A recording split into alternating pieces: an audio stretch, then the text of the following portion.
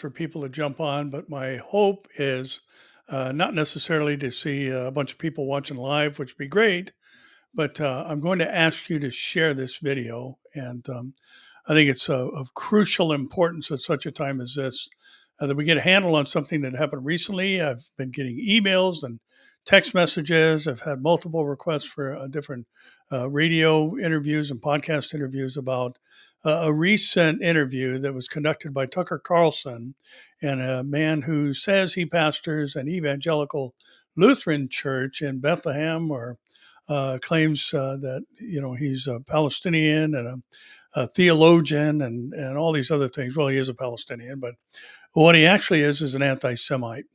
And the reason that I'm responding to this is because I saw just comment after comment after comment. And by the way, this interview is just an abomination. And Tucker Carlson did not do his homework as to what the facts actually are, and simply nodded his head and kept referring to Israel as political Israel. Listen, let me just say this first off. Modern Israel is biblical Israel. And the fact is that God said in Ezekiel 36, verses 21 and 22, that he's bringing them back for his name's sake. Amos 9:15 says that when God brings them back, they will not be uprooted from the land. Zechariah chapter 12, verse 10 says that God is going to pour out his spirit on Israel. And they're going to look upon the one whom they pierced and mourn for him as one mourns for an only son. Over and over and over, the Bible talks about the Jews returning to their national homeland. And God uses the phrase through the prophet Ezekiel over and over and over about bringing them back into their land. It is not anyone else's land. It is their land. They are not occupiers. Anybody else inside of the boundaries of national Israel are actually occupying Israeli territory. And it doesn't matter, who was there first or whatever. Like so many people like to argue, the fact is there's been an Israeli presence there for 3,500 years. It is the national homeland of the chosen people of God. And there were just so many things that were just either flat out lies that were stated on this video, or they were meant to mislead and gather support. And listen, of course, God cares for all people. And of course, innocent Palestinians that are citizens of that region that have been killed. It's a tragic thing. And nobody is under the conception that, hey, let's just kill them all, let God sort them out kind of thing. Like this video presented, like, that Israel doesn't care about Christians and all of that. And so I just wanted to deal with a couple of those things. And there'll be other interviews that come out. I've got a few things lined up that I'll be doing early next week on this subject. And two of them actually are specific to this interview. But I wanted to jump online and hopefully do what I can to cool the jets of some people that are swinging towards anti-Semitism over Israel, defending itself and responding to now not just October 7th, but the barrage of rockets and missiles and drones that were fired directly from Iranian territory into Israel. But just a couple of things I wanted to address that. And again, I'm going to ask you, I don't normally do this, but I'm going to ask you, share this video. This needs to be corrected. This is a grievous error. And, this man is, he's not just an anti-Semite. And I'm not even going to say his name, but he's not just an anti-Semite. But he's also a replacement theologist. And anytime you start hearing language about, political Israel and not a biblical Israel or spiritual Israel, a lot of these things I think are easily dismissed simply by recognizing two things.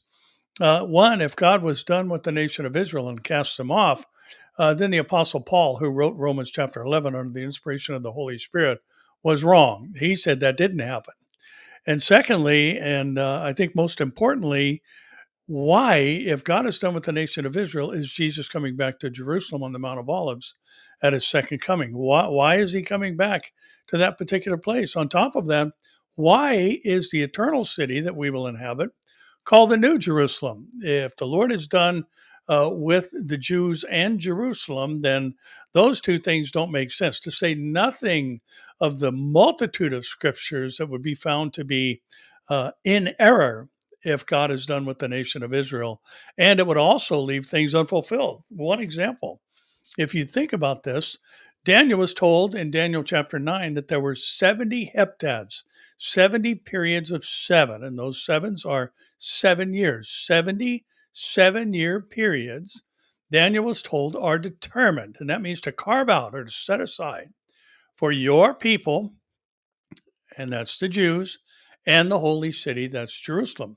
And listen, if God has cast off the nation of Israel and they are no longer biblical Israel, then that means Daniel is in error. And there were not 70 weeks, there were only 69 determined for Daniel's people in Holy City, because we know 69 have been fulfilled.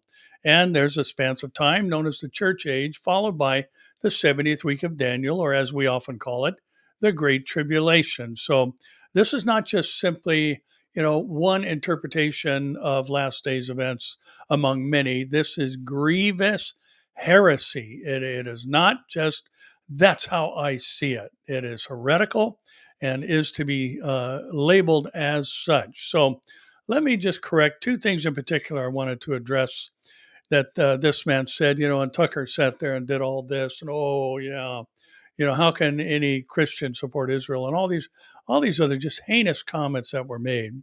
So let me just say this about two of the things that this man said.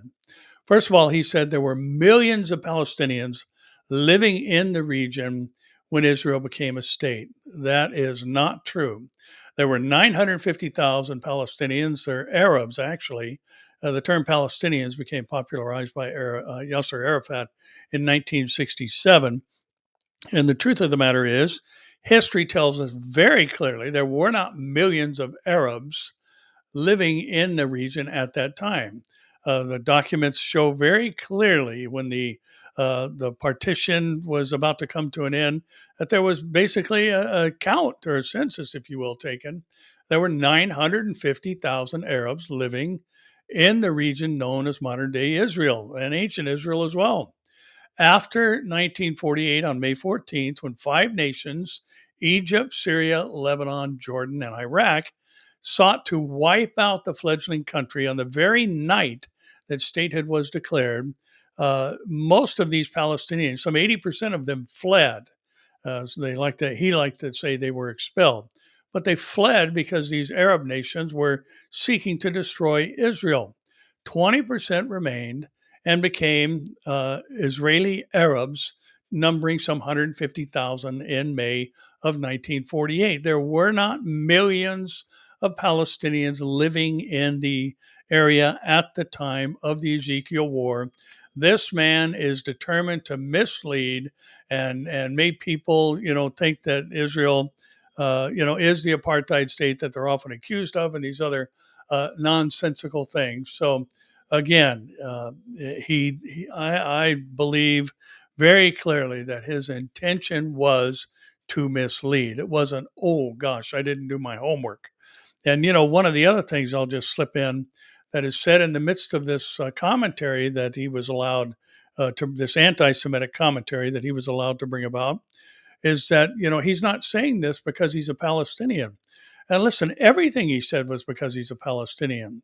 Listen, if you are a Bible believing Christian, then you will understand that there is a place for Israel in God's redemptive plan. It's national Israel. And within all of that, God is going to finalize his discipline of the nation of Israel via the tribulation period. And this is what leads to the fact that what we mentioned earlier, that they will look upon the one whom they pierced and mourn, is going to happen at the second coming. So the Jews have to be in their national homeland in order for a third temple to be rebuilt, as Daniel prophesies and other books prophesy, the third temple specifically. Now, let me pause and back up a minute. The Bible does not say there'll be a third temple. It's implied, because there has to be a Holy of Holies. There has to be a place where the abomination of desolation takes place, where the Antichrist declares himself to be God. So that means the Jews have to be in possession of both sides, of West and East Jerusalem, in order for a temple to be rebuilt. And so that also requires a national Israel. So all these things that we're hearing today are just need to be rejected. And the Bible makes it very, very, very clear that the Jews will return to their national homeland. God is going to supernaturally protect them. They have every right to the land that He gave them as an eternal inheritance without condition. He gave it to them and the descendants of Abraham and Isaac through Jacob specifically. And Jacob, remember, was renamed Israel. And, I saw a comment on this thread with Tucker Carlson's video where somebody said Israel is a person, not a country. And well, Ezekiel says God told my people Israel, not just Jacob, renamed Israel, but his people Israel. And it is a nation of people who are known as the chosen of God. So, again, just so many things were so frustrating. And my hope is that you don't get caught up in this kind of thing because it's nonsense. As a matter of fact, replacement theology is not just another interpretation of Scripture. It is the doctrine of demons.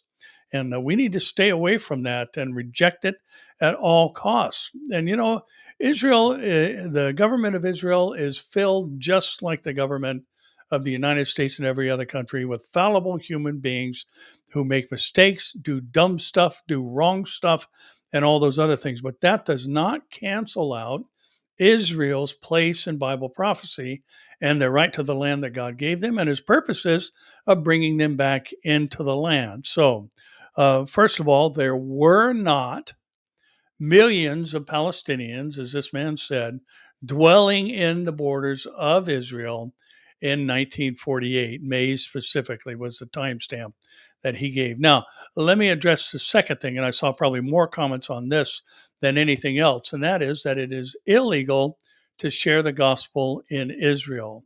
That is, again, untrue, and my temptation is just to say it's a lie. And so I'll just say that. That's a lie. It's not true. It is not against the law to share the gospel in Israel. Now, what this man was saying, he was trying to use some of these videos of ultra Orthodox people acting out violently against people who were sharing the gospel. They weren't acting within the boundaries of the law, they were acting within their own hearts. And they believe, Yeshua is an abomination and his name shouldn't even be said within the boundaries of Israel. This is ultra Orthodox people responding to the preaching of the gospel or public worship or any of those things. Now, let me say this because I want us to be completely accurate. And I did verify this and checked with my friend Amir Sarfati, who is a Messianic Jew born in Israel of the tribe of Judah. He's a Jew through and through, as a Marty Goetz song would say, but he's a born again believer and loves Yeshua. And it is illegal to proselytize a minor. And the reason for that is easily understood because you're telling them to go against their parents and you're dividing a home. And, obviously, I think there's some, you can understand that particular ruling of the Knesset and the law of the land. But you can preach the gospel in Israel.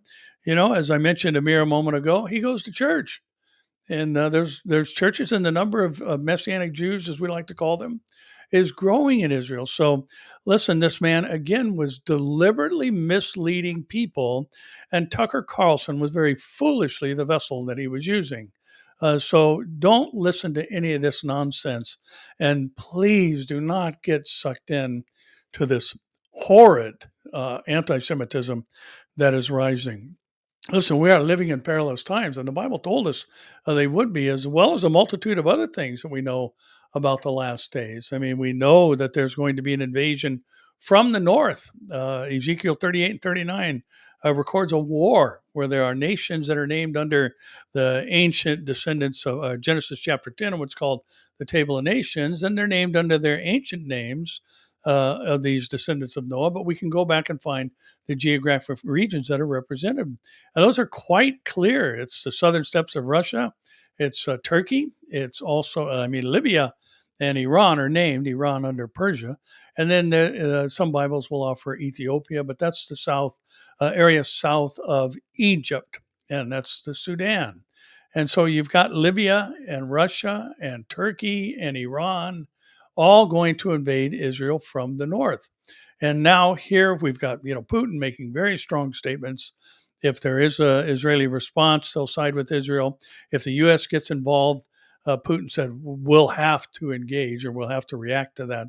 And what that means, we don't know. But he's obviously chosen sides. We've got all these things happening. Iran, for the first time in history, has launched from their own territory, within their own borders, an attack on the land of Israel. And, most likely it was simply just a kind of a all show, no go type of thing. Because when you fire a drone that's going to travel at some 100, 110 miles an hour, it's kind of like, as the old saying goes, shooting fish in a barrel. It was almost just a pride save face kind of thing. He had to do something after what happened in the diplomatic building in Syria, where 5 of his top generals were killed, the Ayatollah Khomeinis, that is. But anyway, I don't want to go on and on and on about this. I just want to encourage you. Don't listen to this nonsense. This man totally misrepresented what is factual, and his desire was, he one of the things he mentioned multiple times was, that the American church just doesn't support him. Well, yeah, you're right. Yeah, because you're an anti-Semite. And again, all this was trying to garner, public support. And so please, please, please, just stick to the book, stick to the Bible. God said he's going to bring the Jews back into their land. It is their land. They are not occupiers. They are living in the land that God gave them. As far as taking over homes that were vacated by those who were hoping the Israelis would be destroyed, God said you're going to have houses you didn't build and vineyards you didn't plant, and all these other things that we know have now been fulfilled, or at least partially fulfilled. And listen, if we're going to take anything away from what's going on, it ought to be that it's very possible that the Ezekiel war scenario is going to unfold very soon. Now, I've said many times, and I'll say it again, I believe that it is very possible that we could see the destruction of Damascus, and that we, during the church age, could see the start of the Ezekiel war scenario. But I don't believe that, biblically speaking, we can see the end of it, because it is a supernatural act of God that brings it to an end. An earthquake, he initiates flooding rain and hailstones and blood and all these wrath of God type things. And we're not appointed for any of that. So it seems like, this is something that much of the language is more specific to inside, or even before the beginning of the tribulation period, but after the rapture of the church, when the church age comes to an end. So anyway, I know Tucker Carlson has a huge following. I know people appreciate his conservative voice and all those kind of things, but he blew it on this one. And he is so far in error in all the things that were said on this program, and the platform he gave an anti-Semite to spread lies that infiltrated much of the Christian community. And again, the vast majority of comments I saw were positive towards this interview, when they should have all been negative, because it certainly wasn't true. Well, anyway, that's it. And again, I'm going to ask you, please share this on your social media platforms. And we're going to be talking, as we do every Thursday night at 7 p.m. At least that's when it's live. You can watch afterwards on the archives, and just look at my name on YouTube. And I believe it's also on the Pastor Barry Stagner Facebook page. You can watch the lineup, where we'll talk about world events from the perspective of biblical prophecy. So anyway, I couldn't just sit by and be quiet. I mean, this is just awful. Just a horrible, horrible interview. And so don't listen to this nonsense. We don't blindly support Israel and everything they do. We support their right to exist, because the Bible says they have that right. And God said he's going to bring them back for his name's sake and the glory of his great name. Well, that's it. Again, I'm Barry Stagner. Join us on the lineup Thursday night, 7 p.m. You can watch any of our sermons online on this or on the YouTube channel as well. So please share this. And let me just throw this out there too. And again, this is not something I generally do. I do it occasionally, but I just wrote a book called The Time of the Signs, which gives a chronology of Earth's final days. And you can grab a copy of that on Amazon and see exactly where we are in the timeline right now, and the more of an in-depth expose, so to speak, of why I believe the things I said a moment ago about the potential of the Ezekiel war being on the very near horizon. So, anyway, just be praying for Israel. Pray for Amir Sarfati and his family, his lovely wife Miriam. You know, he's got 3 kids in the military and another young son who's been very scared. Obviously, anybody 10 years old is going to be scared when you start hearing all the things that they've been hearing and seeing the stuff in the sky they've been seeing. So please keep them in prayer. And anyway, as I close every lineup program, we'll see you here, there, or in the air. God bless you.